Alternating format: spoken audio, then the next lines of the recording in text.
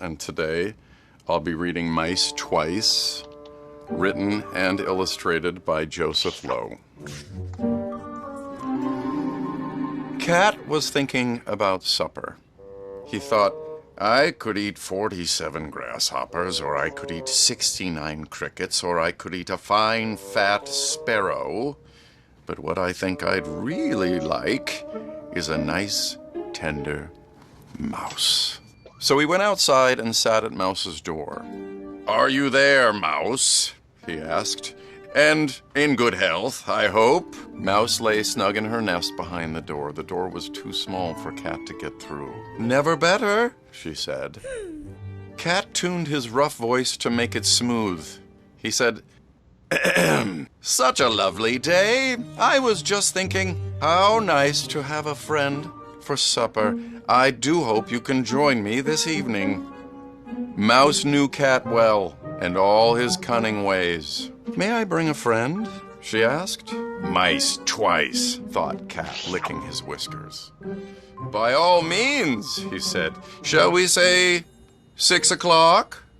6 will be fine, said Mouse. At 6 that evening, she knocked on Cat's door. Cat's stomach rumbled. Come in, he said. But when he opened the door, he saw that Mouse's friend was not another mouse. It was Dog. Dog was grinning. He was twice as big as Cat. Cat was angry, but he was afraid to show it. He waved them into the house. On the table were 2 small bits of cheese.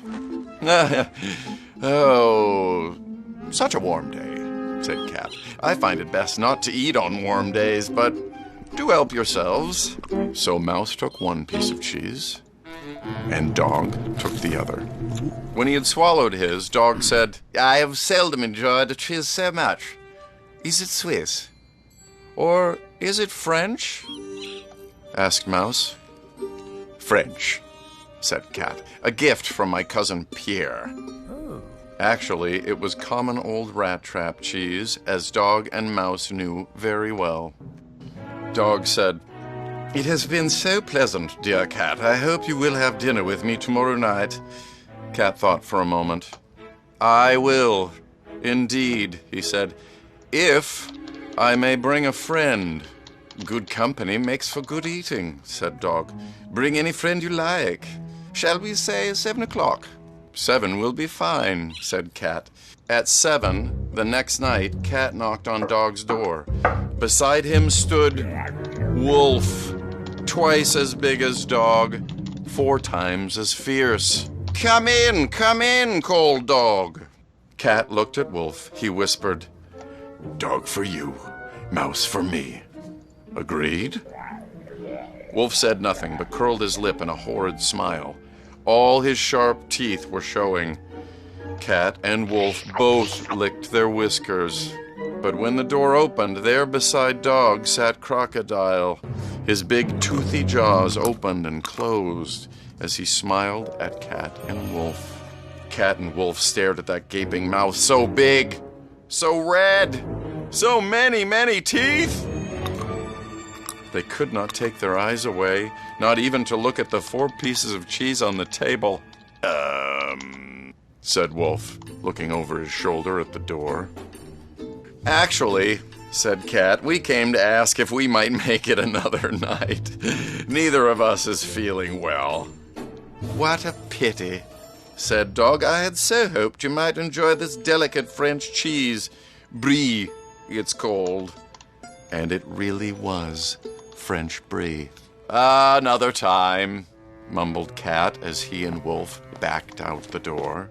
Cat thought for a moment, looking back at Crocodile. Tomorrow night, he said, I'd like you to meet a distant relative who will be visiting me for dinner. Can you join me and bring your friend? Delighted, said Dog, but not Crocky here. I must get back to the river tonight. Perhaps Mouse might come, if that is agreeable. Splendid, said Cat, trying not to grin. I will expect you at 8 o'clock. At 8 the next evening, Dog and Mouse knocked on Cat's door. Inside sat Lion. so big he all but filled the house. Cat had to sit between his huge paws. Cat was smiling. In the space remaining, at one side was a table. It was covered with dishes of good things Cat had brought to please Lion. There were fresh roasted peanuts, fat juicy raisins, little cakes covered with sugar frosting, bits of fried and crumbled bacon, and a silver tray of mint candies. Cat looked up and whispered to Lion, "When the door opens, I will grab Mouse, you grab Dog, and that will be that." "That," rumbled Lion, licking his whiskers with his rough red tongue. "How prompt you are! Come in, cried Cat to Dog. As the door swung open, both Cat and Lion leaned forward, their mouths already open.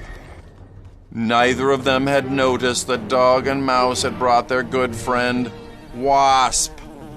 Quick as a wink, Wasp stung Lion's nose, then his ear, then his rough red tongue. Lion was frantic. He tried to back away, but Cat's house was too tight around him. Wasp stung his lip.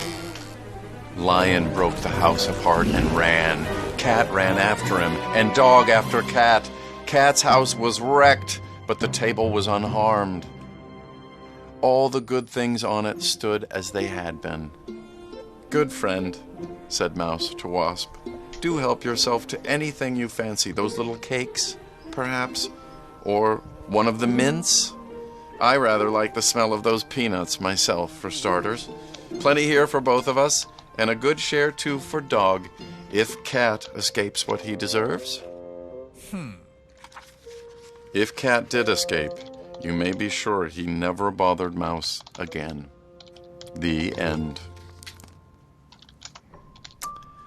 Well, I love that book because it's very silly and very funny, but also because I think this book teaches us a good lesson about friendship. Actually, more than one lesson about friendship, but one of them is that it's important to have good friends around us because our good friends are our support system, and our friends who love us will be there to protect us when things get rough, as they did for Mouse.